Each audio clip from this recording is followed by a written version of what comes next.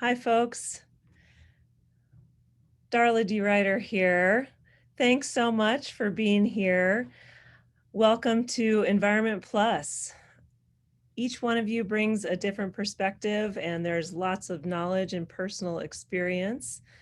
And I know that there might be a little bit of new experience happening right now. If you don't see your own video or wonder why your own audio is not showing, that's because we're in a webinar right now. So things are a little bit different than your normal Zoom meeting. So don't fear. We still know you're there. In fact, I'm seeing that there's well over 50 people that are attending right now, which is great to see. So to warm up, I'd like to just invite everybody to share where they consider to be home in the chat box. So please be sure you're using the chat box and not the Q&A box for this part. So just in the chat box, put where you consider home to be. I'd also like to acknowledge that the land on which I live and where I work here at Feather River College and the Northern Sierra ecoregion sits in the unceded traditional, ancestral, and present homelands of many indigenous nations and people who continue to live and thrive today, including the Mountain Maidu, Washoe, and others. And I honor their people and elders, both past and present, as well as future generations. I'm Darla DeRuiter, Chair of FRC's Sustainability Action Team, and we are so pleased to bring you the first event of this year's Spring Sustainability Series. The theme this year is Environment Plus. We've been putting on these sustainability series for, I guess, since 2015. So this is the 6th year now.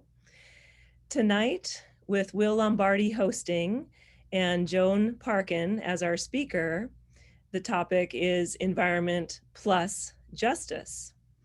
Next month, on March 25th, our event is Environment Plus Culture, exploring fire and forest health through a cultural lens. And we culminate the series on Earth Day, April 22nd, with the topic Environment Plus Race. And we'll have a wonderful panel with Black, Indigenous, and Latino representatives to discuss their experience as recreationists in a society with a systemic legacy of racism. We hope you can join us in March and April as well. So welcome. You'll notice there's a Q&A button at the bottom. Please use it for comments and questions for Dr. Parkin. We'll get to them at the end. And also, for the best experience, you might consider finding the View Options button at the top of your screen and selecting the side-by-side mode once the screen is shared, so you can see both speaker and slides. I'm not sure if Dr. Parkin will be using slides or not, but that's an option for you. So I'd like next to introduce Dr. Will Lombardi, Professor of English and member of the Sustainability Action Team at FRC, to keep us moving. Thanks, Darla. Hey, folks, I'm so glad you can join us tonight. It's my real pleasure to get to introduce Dr. Joan Parkin, Emerita of the English Department at Feather River. Our lecture tonight focuses on environment and justice, largely in part in honor of Black History Month. And so I wanted to say that right now I'm reading 3 books that seem to be interlinking in the way they think about race in America today. With my 101 students, I'm reading the book In Common by Ibram X. Kendi, How to Be an Anti-Racist. With my critical thinkers, we're reading Ta-Nehisi Coates's Between the World and Me. And on my own, I'm reading J. Drew Lanham's memoir of a colored man's love affair with nature, The Home Place. And together, these 3 books put me in mind of tonight's talk by Dr. Parkin, because Kendi reminds us, quote, "Racist ideas make people of color think less of themselves, while racist ideas make white people think more of themselves." And Coates tells us that we should, quote, "not revel in specious hope, but instead that we should acknowledge, quote, what matters is a system that makes Black bodies breakable." And finally, Lanham, who's the outlier here, wants us to remember that his or any being finds its foundation in open places. And so Dr. Parkin, who's an accomplished scholar and activist, is going to talk tonight about prison ecologies, incarceration, nature, and environmental justice. And her talk sort of begins to bring these ideas together, at least in my mind, because they have to do with violence, fear, and freedom. She's the co-founder, Dr. Parkin is the co-founder of the Incarcerated Students Program at FRC, and she was awarded a presidential commendation for that work on campus. She was recognized by the Ford Foundation for her outstanding community leadership. She earned a certificate of honor for distinguished bravery for bringing and Officer John Burge to justice. She was awarded many Golden Eagle Awards by her students here at FRC in her time teaching here. And she still works with FRC students today in the Social Justice Club. She's published the articles, "Why Prisoners Should Study Humanities." She's published the article, "The Road to Prison Abolition, A Practical Solution." And to my mind, Dr. Parkin's a ball of fire, a force of nature, and she possesses a tremendous will to do good. So I'm excited to get to introduce her tonight. Dr. Joan Parkin, folks.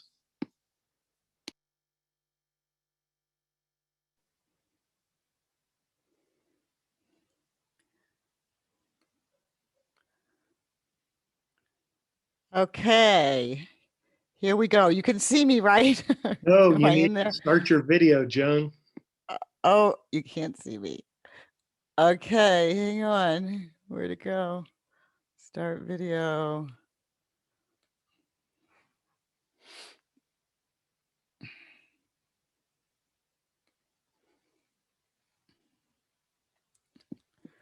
There. Yeah. Yeah. Oh, wow.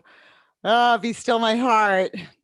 Wow. Thank you so much. Thank you so much, Dr. Lombardi, for that introduction. That was absolutely the best introduction I've ever had. And I honor you, and I am so grateful to have this opportunity to speak on this topic, and to be the plus. Dr. DeRuiter, thank you again so much. I like this idea of being the plus, linking environmentalism and social justice. So I'm really excited about this talk. I've been excited since Will asked me, and I need to get a little less excited so I can get the talk out. But welcome, everybody. I can't see you, but I can feel you. Also, thank you, Feather River College, just in general, the staff and the community. It feels so good to be among you again. And I've missed you more than you know. And students, I saw so many of my students in the list of people that are here. So a shout out to all of my former students, and especially a shout out to the Social Justice Journalism Club members. I think Bryn finally got in, and Angelina and Jesse. I don't know if you're there, but you guys are what has sustained me since I've moved and really kept me connected to the college. And then finally, Dr. Lombardi, you've brought me back in with this talk. So I am more grateful than I could express. So anyway, wow, prison ecology, environmentalism, social justice, and nature. I was so excited when Will asked me to do this talk that I called my sister, who works in the natural food industry. She works at Olympia Food Co-op, the longest sustaining non-hierarchical food co-op in the country. And she's been there for a while, and she's very knowledgeable about environmentalism and works with people that are committed to building a better world and to raising awareness um, around environmental disasters and environment and the way that we can be better I'm not saying it well, she says it well. But anyway, I called her trying to impress her, my little sister, and told her, hey, I'm going to speak on a talk. I get to speak on environmentalism and social justice. And I paused. I said, what do you think? And she said, what do you know about environmentalism? I was like, I recycle. Um, I vote green. And I immediately went, oh my God, I don't know a lot about environmentalism. I went running back to Will saying, Will, what am I going to do here? I've been working in the social justice movement in the prisons, but what do I know about environmentalism? And this gave me, he said, oh, it's fine because you know more than you think. You've like been a witness. You've seen the environments in the prisons for 2 decades. And I thought about that and what do I know? And I thought about my first memory. What is my first memory of the environment and my work in the prisons? And it kind of came back to me all of a sudden when I was working with death row inmates in Chicago, and I was going out to an old prison called Menard. It was built in the middle of the 19th century. And I was working with a man named Stanley Howard. He was a man who had spent 18 years on death row, innocent. He was forced to confess through a brutal torture ring of detectives. And there were 10 of them, called themselves the Death Row 10. And so I was working with Stanley down there, going to the visiting room, driving 8 hours to get down to Menard, which is right on the Mississippi River. And he said to me, we're nervous because it's raining. I'm like, why should you be nervous because it's raining? He said, because that Mississippi River has been known to flood into the cells. And at times it's been at crisis proportions and people have barely escaped. And they've been in their cells in solitary confinement and the river was rising. In an area where the death house was, which is known as the pits, and where the water comes in.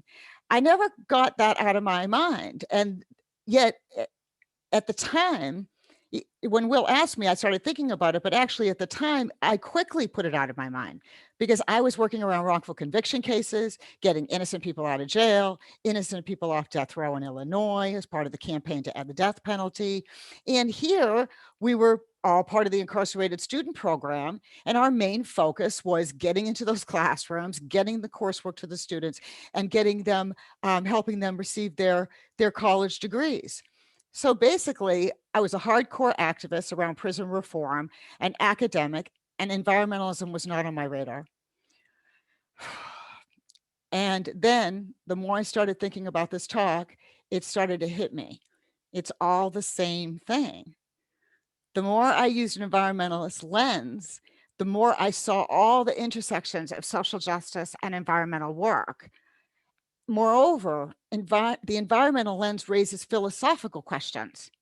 When you consider how a society houses its quote unquote criminals, you get to deeper questions about what it means to be a human being on planet Earth. So I'm really looking forward to sharing with you some of these experiences and the research I did about environmental crisis inside and outside the prisons. And I also want to share with you the voices of some of those prisoners whose writings reflect the indomitable human spirit. So everything okay? Y'all still here? So let's first deal with the environmental crisis within. I just want to say this is going great. And we've got 80 people that are here and big start, Joan. Nice job. Thank you. Oh God, I needed to hear that, Dr. DeRuiter. You are a giant in my eyes. All right. So environmentalists are searching for discourse in every corner. From global warming to racial environmentalism, activists have put a spotlight on why the environment has to be part of the conversation when discussing social inequalities brought on by systematic racism and oppression. From the Flint water crisis to extreme weather patterns such as the recent Texas freeze, environmental crises has become part of the national conversation. With this attention has come a greater focus on how poor communities, disproportionately communities of color, BIPOC, are more severely impacted by environmental pollutants, toxic waste, and climate change. Yet, as these disasters unfurl on the evening news, as I watched, I was watching the talk while I was preparing. While I was preparing my talk, I had CNN in the background, and the Texas disaster, the recent Texas freeze was going on, and I noticed how these disasters impact the prisons. Sorry, oops, I'm getting ahead of myself. How these disasters impact the prisons and the incarcerated is largely ignored. One could say that prison ecologies are largely hidden ecologies, and this is not accidental. The massive prison construction that accompanied the nearly 700% growth in mass incarceration from 1972 to 2009 happened in desolate rural areas tucked out of sight from the vast majority of Americans. Moreover, the demonization campaign led by lawmakers to profile people of color during the war on drugs has had the effect of desensitizing people, making them okay with locking people into cages, often on life sentences. Today, 1 out of 3 Black men have been in the system, 1 out of 6 Latinas have been in the system, but only 1 out of 17 white men. Black women are 2 times more likely to be incarcerated than white women. This rush to incarcerate has led to 2.3 million people in prison, 6.8 million in the correctional population as a whole. So this out of sight, throw away the key approach means that prisoners often suffer deplorable conditions caused by environmental crises in silence with little recourse. And so an example, back to the CNN, I was watching, writing the talk and listening to the Texas freeze, and I saw, sub-freezing temperatures plunged Texas into a power crisis. Poor people were freezing. They were burning their bedroom furniture to keep warm. The pipes above them were bursting, while images of Ted Cruz going to Cancun and then realizing we all saw him go to Cancun and coming back from Cancun. But there was no national coverage of prisoners. Nothing. How are they doing? Horrible. It's Texas, the #1 place for executions and the most prisoners. Of course, the prisoners are suffering in Texas. They're alone, they're freezing in the dark, and no one knows because there's no news coverage nationally except for local news coverage. One paper said, broken windows and holes in walls let frigid air into unheated cells. Extra blankets were taken away, food servings were meager, and unflushable toilets overfilled in dorms, stuffed with over 60 men. Most of them are so cold that their bodies are numb, said Nicole, whose husband is a prisoner at Clements Unit in Brazoria County. A lot of them are afraid to fall asleep. They're afraid they'll freeze and they'll never wake up. Mother Jones magazine said Texas has a long history of leaving incarcerated people vulnerable to natural disasters and extreme conditions. Keeping with looking at the environmental crisis within, let's come home. Let's come home to California. So the California drought, the impacts of the drought on prisoners in prisons hidden in the agricultural fields and high deserts has largely gone unnoticed. Most are unaware that nearly every blade of green grass that was left unwatered during the most severe drought years over the last 10 years has not returned. Prisons are anti-oases, small deserts and fields of agricultural green surrounding the prisons. And with no grass on site to hold the fungus spores down, they fly through the air and are easily breathed in through the nostrils. This caused something, valley fever. Since 2005, 4,000 California prisoners have developed valley fever and 53 have died from it. And with temperatures continuing to rise, prisons become hot boxes with tens of thousands of souls sweltering within. We used to drive down to Pleasant Valley Prison And I remember one time we had to do the college class in the gym because the educational building had been condemned because of mold. I still can't figure out the mold and the drought, but it was condemned, or it was being rebuilt, but it was like 2 years later and it wasn't being rebuilt. I was so hot in that gym. It was 108 degrees and the sweat was just pouring off of me. I had to sit down, almost passed out. The guys brought me water and I said, "How do you stand it? How I'm going to go leave. How do you guys live with this?" And the response was, "Sorry, what the fuck else are we going to do, Dr. Parkin? Sorry for swearing. We don't get to leave." And so we don't get to leave.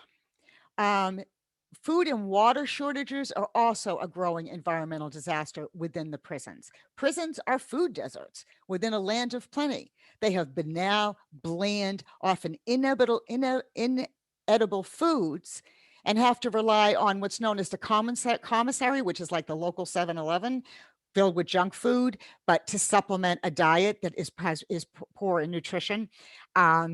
And again, all this is surrounded by California's fertile valleys. I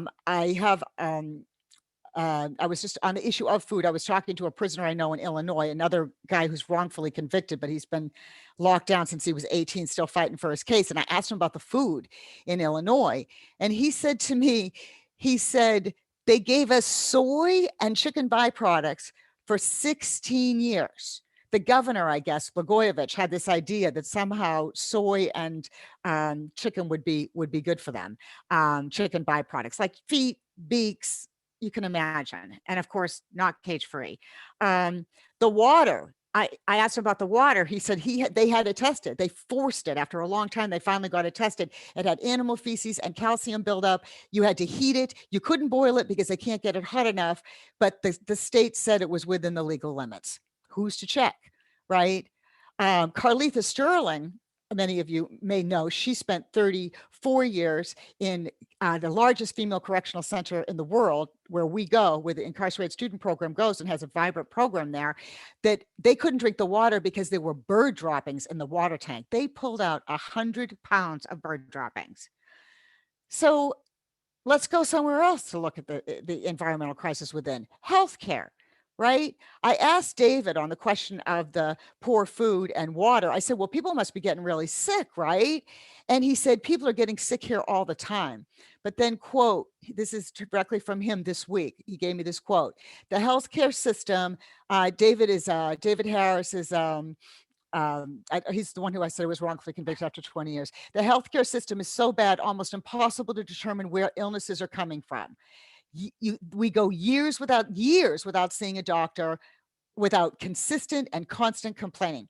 He had a dear friend who had cancer, and he was told that he was just constipated because he couldn't move his bowels. He kept saying, my father died of this. This was the symptoms my father had. My father died of it.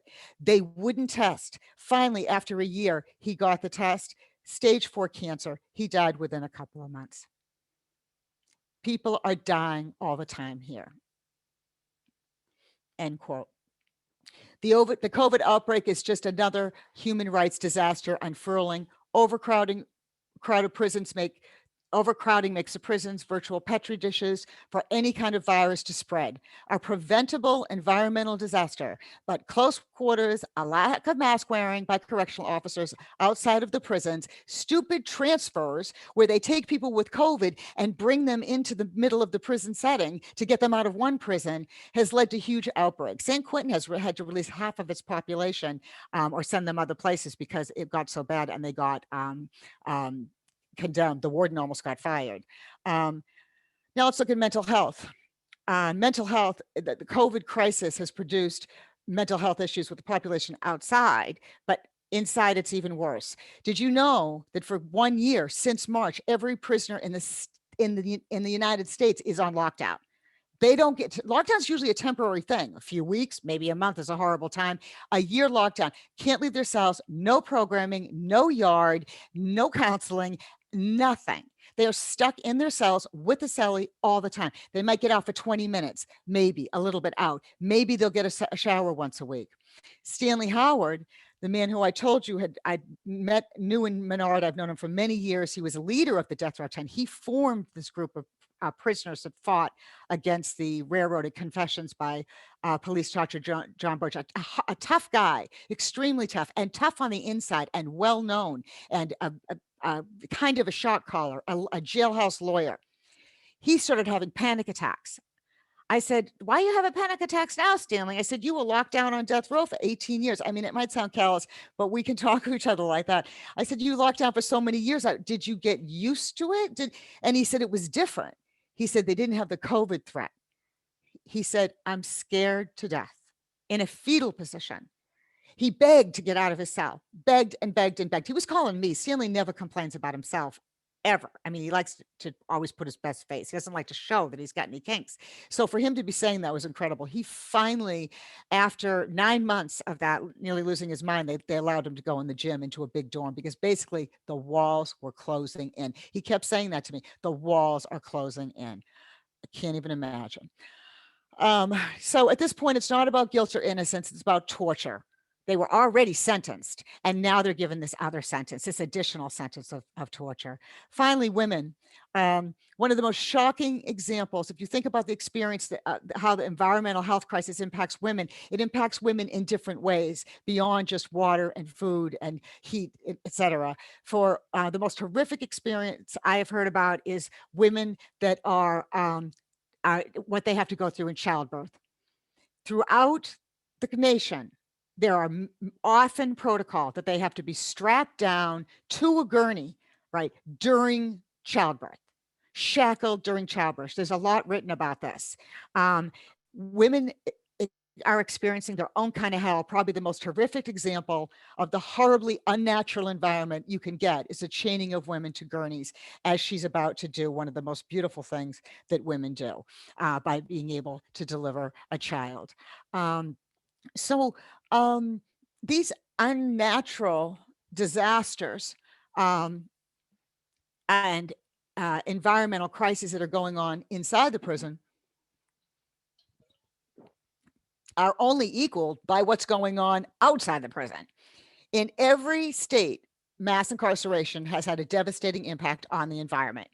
The Prison Ecology Project describes, quote, damage of sewage and industrial waste from overpopulated and unregulated prisons into waterways, threats to species by the ongoing construction and operation of prisons in remote, environmentally sensitive rural areas.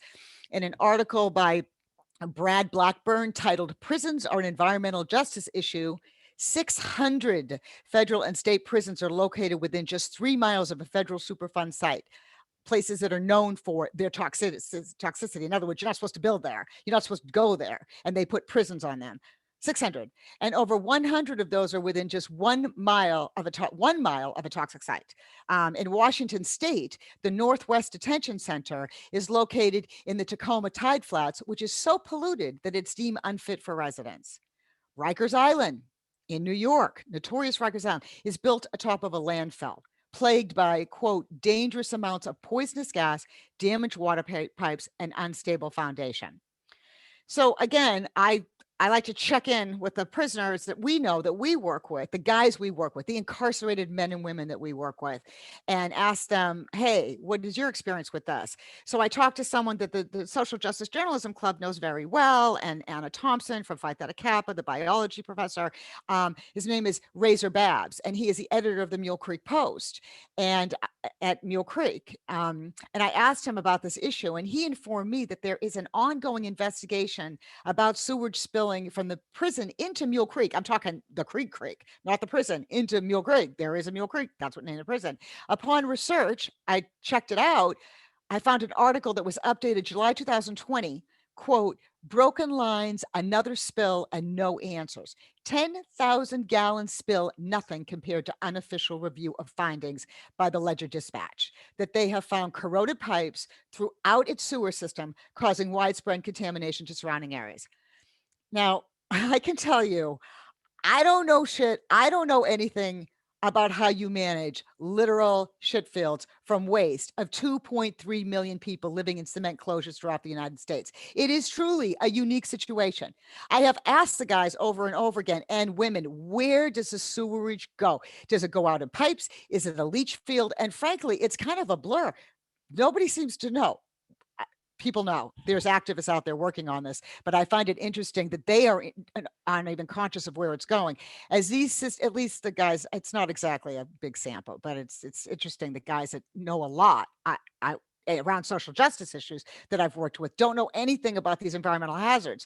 As these systems fail, everyone suffers inside and outside the system. It's hard to get your head around the size of this environmental crisis, and yet it goes largely unnoticed. So now, this is a tip of the iceberg. Anybody listening that works in environmentalism, I'm just basically scratching the surface. I mean, there are people in this room right now that know so much more about me and how deep this problem really is. I have just walked into it and I am blown away. So, and what I find amazing is that the very humanity of the people that are locked in the prisons, you would think it would be crushed out from environmental crisis within, environmental crisis without, invisibility from the mainstream population, and yet it's not. Some of the most interesting testimonials I've read have come from people in prison, and often about nature, which is interesting because you don't think of nature when you think of a prison, right? You think of steel and you think of concrete and you think of straight lines. But we know in the Incarcerated Student Program, and the teachers in that program are aware that that nature shows up in all kinds of interesting ways. We created a course, a nature writing. It's a nature writing course that's taught at Feather River College, but we brought it into the prisons. And wow, did they write about things? Did you know that there are bunnies all over CCWF? I mean, there are bunnies everywhere, and they are their pets. Did you know that there are seagulls at High Desert State Prison? That, I mean, some of the guys like the prison, some hate them because they do their droppings on them. But the idea of the seagulls, and one of the most interesting little metaphors I heard about a bird and a nature piece was a man at San Quentin on a life sentence. And we were standing in the yard and he pointed over to the geese. And I said, "Oh, that's so cool. You got geese in the yard." And he got this really serious look on his face and he said, "The geese have ceased to fly the northern flyway." I'll never forget that line. The geese have ceased to fly the northern flyway. They stay here all year long.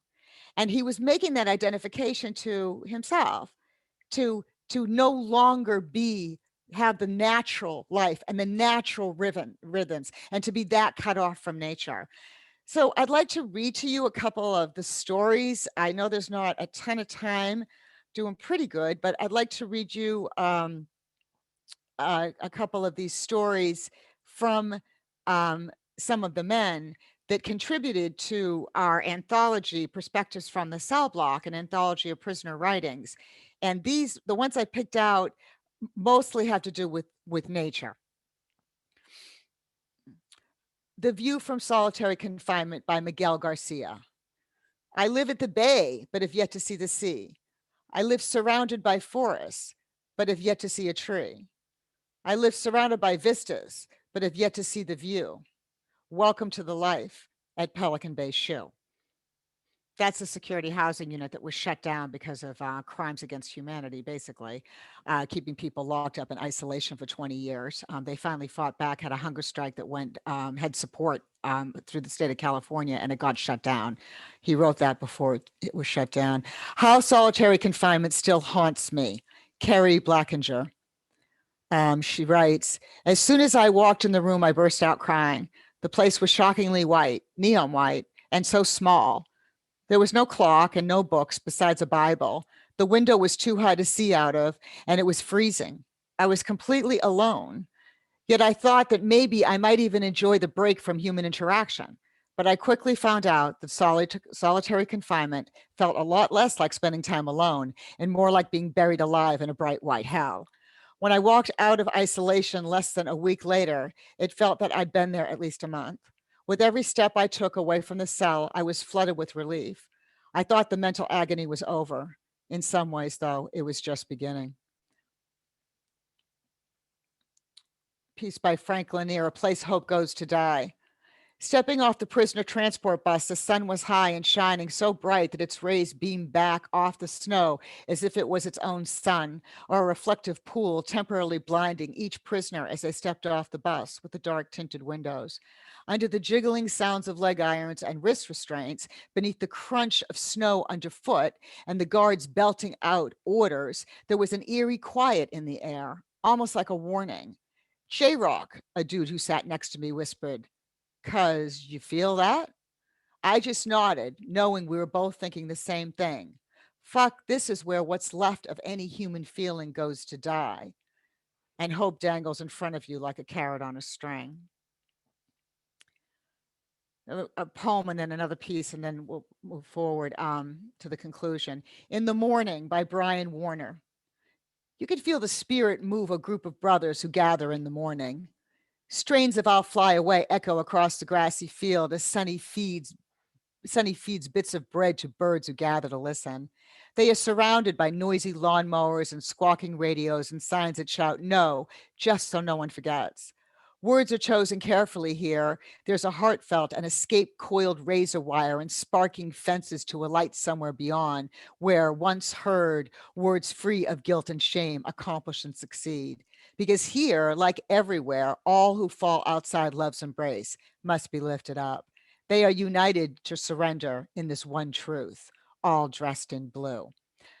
All dressed in blue. The prisoners wear blue. The COs wear green. So blue on the outside would mean police, but in this case, it means the prisoners. And there's so many to read, but I'm gonna go down to the this last one. All right. The sun marks the beginning of a new day as it transitions the night to dark blue. It is from a prison cell window that I catch the serene moment, a stark contrast to a day of prison life.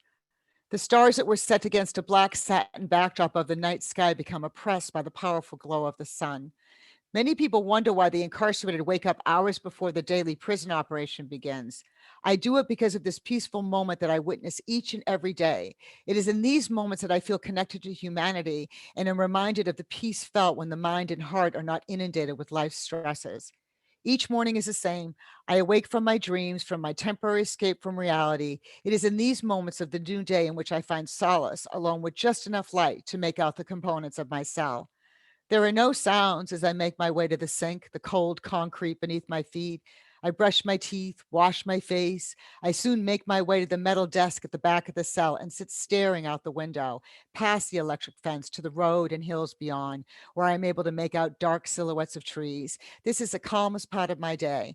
Soon enough, the beginnings of a great orange ball become apparent, filling the sky with light. The peaceful hills come to life just as the wildlife begins to amble about. The sounds of prison life begins. The calmness I felt only moments ago melts away as every noise reminds me that I am in prison. The sound of keys from the officer coming in to start their shift fills the housing unit. After 10 years in prison, I still shudder at the gun tower officer pulls back the slide of his Mini 14 rifle, ensuring it is ready for use. The metallic sound pushes the piece further away from my mind. Toilets flush, waters run, music violates the tranquility. The buzzing of cell doors opening and footsteps and chatter increases as the morning progresses. Just like that, my serene moments, the ones I value so much, give way to chaos. Why do I insist on awaking at such an early hour? The answer is because of the moments described above. I find comfort in these moments. When I can totally relax and let my guard down, I am able to clear my mind and be free. It is a chance to connect with humanity and feel human again. I am allowed to feel attached to society because I know I am not alone and I appreciate the beauty of the sunrise. The tragedy is that these tranquil moments only last a few moments. The rest of the day, I am forced to endure life, to deal with stress and feel subhuman. The trade-off of sleep for precious moments of peace I feel is priceless, even if it only lasts moments. So, it could read those all day long, but there are many more. So get the perspectives from the Sal block. So in conclusion, to wrap up, fortunately, these men don't have to fight alone. There are groups like the Prison Ecology Project that are banding together with environmentalists and Black Lives Matter activists to put pressure on legislatures to include prisons on the list of the need for environmental reforms. How's my time? Okay, so politically, so what underlies the connection between environmentalism and criminal justice is both political and moral. Politically, it's a system that perpetuates systematic racism to preserve gross inequalities in American society. Blacks, Latinas, Indigenous people, Asian Americans are a convenient scapegoating tool that seeks to divide us from each other, weaken us, to weaken us, the majority, whereby preserving the extraordinary riches of the 1%, 1%, riches made off of our backs. The same system that runs pipelines through Indigenous people's lands, the same system that puts immigrants in cages, the same system that stokes racial hatred, the same system that allows waters of poor, mostly Black people in Detroit to die, the same racist system that puts money into police and prisons instead of rebuilding neighborhoods, the same system that depletes forests, kills our species, allows the cataclysmic events coming our way through global warming. That is the same system that has built prisons and housed people in cages. This human toll is incalculable. It is also moral what connects us, what connects the environmentalist movement with the racial social justice movement, what else but immoral would you call a system that sees mass incarceration, the warehousing of people in cages, as a solution to crimes that come mostly from economic need and the frustrations of poverty? So I have 5 minutes and I'd like to end with a little bit of an exercise. At first, could I get a screen share for a second?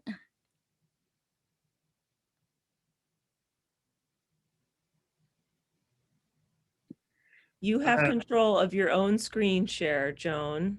I have control. At the bottom of your screen, it should say I can share screen. Thank you, Darla. Thank you, Dr. DeRuiter. I should have known that. DeRuiter, or it's wrong. DeRuiter. Oh my God, after all these years, I think I've always said DeRuiter. I'm sorry.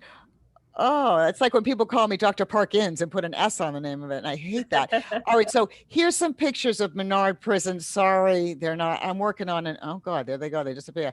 I'm working on a new computer that would not let me do what I wanted it to do. It's my school computer. It's not glitchy, but I haven't figured out how to do this yet. Yeah, I know young people are going, yeah, old people. All right, so this is a picture of Menard Prison. And this is an example of the flood, how high the Mississippi River gets. So you'll see Menard on the right-hand side, the prison, and there's the Mississippi River. And here's a picture of it right here, built in the mid 19th century. You see the fence, you see the building. I just wanted you to get a sense of what Menard looks like and what the flooding waters look like as we go through this exercise. So you can stop sharing now. That's you. At the bottom. Am I still here? Or at the top, you can stop share. There you go. You got it. Oh my God. You'd think I'd know this by now. Okay. So if everyone wouldn't mind, I'd like you to close your eyes and imagine yourself deep within a cell on the ground floor at Menard Prison, and the Mississippi River is rising. You're seeing it creep out the window. You hear the sound of it. You hear the warnings on the television saying that there's a flood coming. You see it start to creep slowly down the hall as the water comes into the hall, and it slowly starts to make its way into your cell. Higher and higher, 3 inches, 4 inches. You want to climb up on the top bunk, but your cellie is already there. And all you hear are the deafening screams down the hall, let me out, let me out. And then the lights go out. And you're alone in the dark, the water inching up your body, the screams growing quieter and more muffled. And finally, you are alone and you can't breathe. So I'd like you to repeat after me. I can't breathe. I can't breathe. I can't breathe. I can't breathe. I can't breathe. I can't breathe. There is no other. It is only us. You can open your eyes. So it is we and not the perpetrators of these horrors who get to define what is human. And we've decided that prison ecology is a human rights issue. So thank you so much for letting me join the conversation. Love you guys.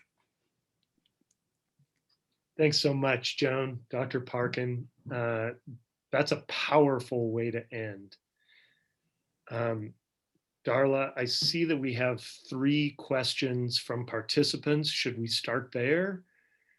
The first one was from Jesse Williams, who's our student body president, and he was also one of the panelists last night. I hope you got to see it, that the Black Student Union sponsored for Black History Month. And to boil down his question, his question is about the Prison Ecology Project. Ultimately, he says, do you think there's discrimination not only within the prison system, but also within the Prison Ecology Project? What needs to be done in order to, quote, level the playing field to at least open up opportunities for all? And he started by giving some statistics about prison populations. You mentioned the Prison Ecology Project and its role in local and regional environments. Can you sort of speak to what Jesse seems to be asking here? Well, yeah. Can I do a quick share screen on that too? Because I can bring up their flyer. You're the one who shares your screen. I'm sorry. Where'd it go? You may. I can share my screen. I may. Okay, you're going to see a lot of things on my screen. I'm getting the hang of this. I don't know why it's so clunky, because I'm using a new, nothing saved. It's all Google. I'm entering the world of Google Docs, and I'm really having a lot of fun. All right, so this is a prison ecology project right here. And they are, the Washington Environmental Council is the umbrella organization. And they're working on this very issue, Jesse, that you are addressing. Prisons are an environmental justice issue. I wanted to do a lot of quoting from this article, but there wasn't time. But I wanted to but at least you can look at what they're attempting to do. That this isn't precisely the point, Jesse. You're getting at the kind of the core of the issue, that there have been somewhat separate movements in the environmental justice movement and the criminal justice movement, but that's changing. That's changing. And so it's not going to look exactly how we might want as it begins, but it's the plus. It's the plus that this very effort here is about opening up conversations and showing our commonalities. But look at these. First of all, they're Black Lives Matter, our laws are made, white supremacy, but they, in the midst of tragedies we're currently facing in our country, the murders of Breonna Taylor, et cetera, it's important for everyone to understand that the injustice that Black Americans face go far beyond police brutality. So this is, I recommend you looking at the site if you haven't already. And they're doing, for what I can tell, and again, I'm not in the organization, but it looks like they're doing really good work. And when I started doing research around this topic, I found there was a big buzz around prison ecology and environmentalism, that this isn't something that I thought Will made it up. I did. I said, oh, that sounds like a good thing. Let's do that. And then it turns out there's already a movement about it. But Jesse, am I getting to what you're saying, or stop sharing? I think that's where what he was asking about. And I kind of want to move through just a little bit, because the next question is about intersectionality, sort of. And it's by Anna Herzeg, who also said in the chat, don't worry about not knowing how to use Zoom. So she's on your side. She says, today I see so many public reactions to so many injustices, such as women's rights, body positivity, and racism. Why do you think this issue of prison ecology isn't getting as much attention as others? Is it a lack of education, or does the public not just care as much? Oh, Anna, there we go. So there's a million-dollar question, right? And Jesse's is the same. These are linked, these questions.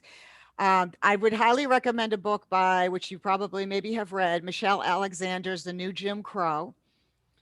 And it's you can't one, I explained it in terms of, well, the prisons are hidden, but it's not just that. How do we end up incarcerating 2.3 million people, half of whom are people of color, are BIPOC? How did that happen?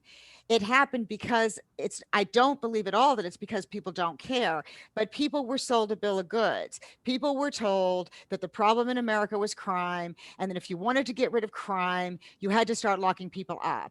And there were particular people that crime had to face. It was Black people, and the Black communities were directly targeted. And most Americans thought crime was going up, even though it was not, and thought that crime had a Black face. You had people like Hillary Clinton profiling the Black predator images. I mean, there's a long history of politicians specifically using crime as a way to target Black people. As Jim Crow ended, legal segregation in the South, and new Jim Crow started, which was a build up of the prison industrial complex. So is it a lack of education? Yes, absolutely. How do we educate people? It's just events like this. This is one of the ways that we educate people. So I don't think women's rights, body positivity, everything that you're talking about is because people have not, right, people have been, at least I'm speaking specifically around racism, but you could look at women's rights as well. We're starting to open up the conversations now that really have been kept out of the spotlight. People have accepted that it's okay to throw people in cages because they're bad people.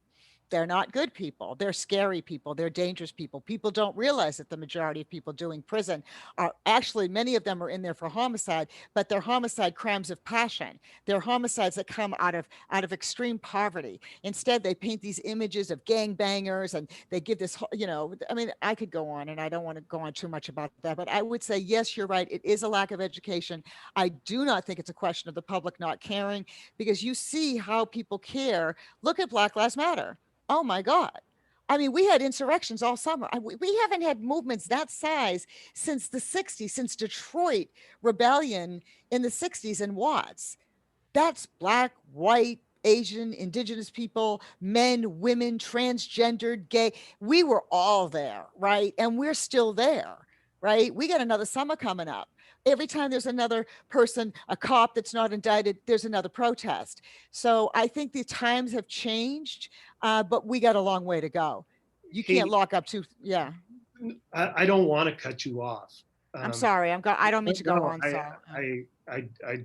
There's great questions here, and Dakota Ross has a pair of really interesting questions about that lead right from your comment there, Joan, and it's about law enforcement officers, both for corrections law enforcement and for conservation law enforcement officers. I mean, you think about game wardens, you think about Forest Service law enforcement officers.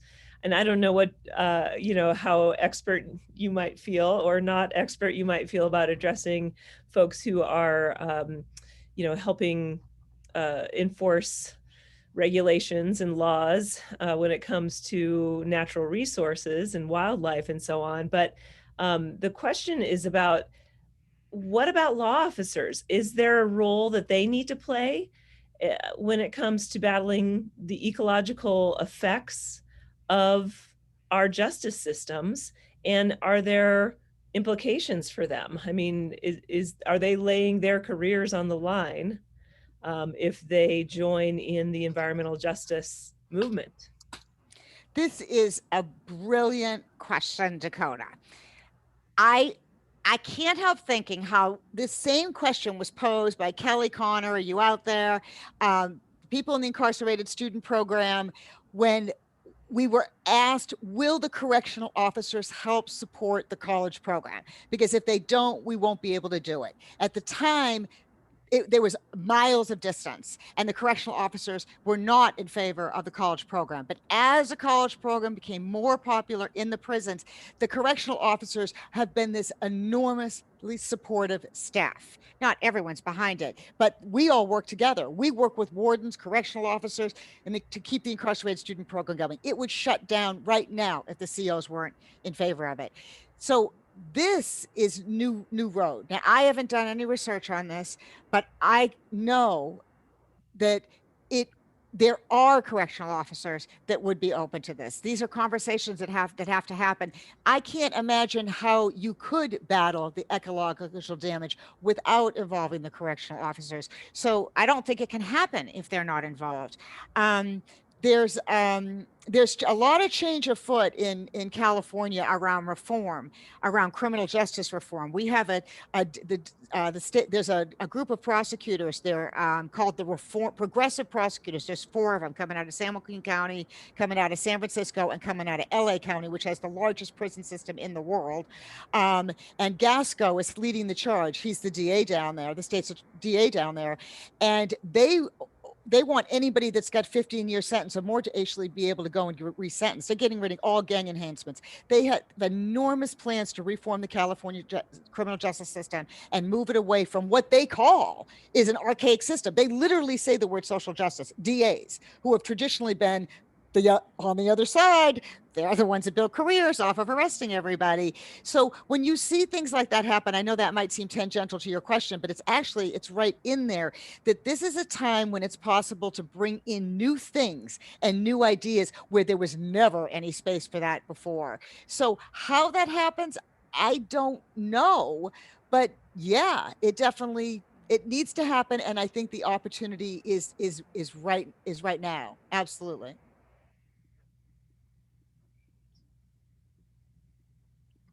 Hey, Darla, do you want to look at, I guess, like Rebecca and Brittany sort of reference to time? So we're getting really tight on time, and I know some of you have some really good questions. We can answer them one-on-one, and we can type our answers for some of you. But Brittany lives in Susanville, and with the prison population there, she has a question about some of the efforts that are going on, like community gardens, getting involved to help inmates once they're released, local farms. How can people like her and other local efforts like that help make those kinds of on the outside, as the term you used, efforts become a reality to connect prisoners to nature? Yeah, and you know what? I'll just add on that Jared has a similar question where he's asking about, helping people, especially people of color, once they're released, connect to outdoor activities in the outdoor industry, jobs at ski resorts or Forest Service, etc. And I have some information on that if you would like to. Yeah, just real quick to Jennifer about what has been done, what changes have been made within the prison system due to their efforts. There is a famous example in Kentucky where they were going to build a prison on a Kentucky coal mine, and as a result, which I didn't end up bringing into the talk, but because of the action of environmentalists and justice activists, they actually stopped that prison from being built. So that's only one example. I know that I just touched the tip of the iceberg. I'm sure there's countless examples, Jennifer, and more research needs to be done on it. But as far as the community gardens, a lot of the prisoners in high desert aren't actually from they have to go to the county where the crime was committed. A lot of them are sent in from out of the area, but not all of them, I'm sure. And there's a county jail there that potentially you could work with. I always feel like go to the warden. I would go to the top. I would try, as interested community members. There's, like I said, there's an opening right now for this kind of thing. They want to look like they're progressive. They don't want to look like medieval fortresses, like the image of Menard. They're even getting laptops. They're all getting laptops. I just heard they're going statewide. They're getting laptops. So I would say talk to I would say talk to the warden would be a good way to set up an appointment with the warden and ask him. And then if he can't meet with you, and they're usually pretty friendly and easy to meet with, I've found they're very accessible. And if they're busy, they'll have their deputy warden meet with you. And so I think you could get some good ideas going in that direction. That's what I would suggest. Go to the top. Great. That's Ask for great. a meeting with the warden. Yeah, because it's a great idea. Brilliant. I would just add, Rebecca has a really interesting question as well. And she's asking about do you know of any prisons who are attempting to be sustainable, improving recycling practices, or, reducing waste? Are they at all trying to go green? Rebecca, this is a research project for you. All right. This is the research project, right? I bet there are. I absolutely bet that we can find examples of this. I told you, I was in the middle of a talk. I spent a lot of time on this, and I was just at the very tip of the iceberg. But I know there must be examples of this. I know about gardens. I know that there were prisons down in, oh God, Kelly would remember where we used to go, where they had these beautiful gardens that the prisons used to run. And and Michelle Fulton, a former biology instructor, she used to teach biology in the prisons. And that was one of her dreams, was to try to develop these kind of agricultural green spaces within the prisons. So, I know there's work that's been done, but I still feel like we're kind of at the edge of it. So Rebecca, why don't you do a research paper on that? I'm going to be spending a lot of time researching this. I am completely interested in the topic, but I admit to you guys, I'm coming in as an ingenue. Will asked me what, I don't know, a while back. I know what I know through what I've read. Catch me a year from now, I'll know a lot more about these details. It's But interesting. Rebecca, yeah, it's fascinating. It's interesting that what you're telling Rebecca, because Carrie Russell has a two-part question, but the first part is how do you see the recidivism rate and the lack of prisoners' rights, how it is or might be impacted by this more ecological approach in prisons? So that's such a deep question, because it's really everything. Whose question is that? This is Carrie Russell. Carrie, that's such a lack of prison impact. How do you see the recidivism rate and the lack of prisoners' rights how does that impact the prison ecology? And I wonder if what he's asking is, how might prison ecology, how might underlining or enhance it reduce recidivism? Good. Yes. So think about these questions. Are these all your students? Well, these are such great questions. I can't. They're like bam, bam, bam. At you, Dr. Parkin. At you, Dr. Parkin. But so they're great questions. Carrie, yeah. Think of what? You left too soon. You're missing out. Oh, I know. Can I come back? No. So Carrie, yeah, think about where we have this revolving door, right? And one of the main reasons is because of environmental racism and the environments that they have to return to poor neighborhoods that have poor water, poor food, poor living conditions. That environment is not conducive to health and well-being and a good life, but it's conducive to what? To getting into the same kind of getting basically caught up again in the criminal justice system. So one can imagine how an environment, thinking about improving the environments of where people live beyond.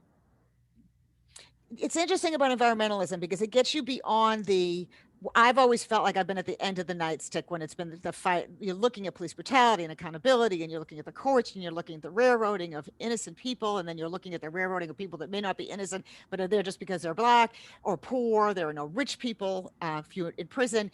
And when you start looking at it from an environmentalist lens, I start seeing, and I don't know if everyone else does, like a better world.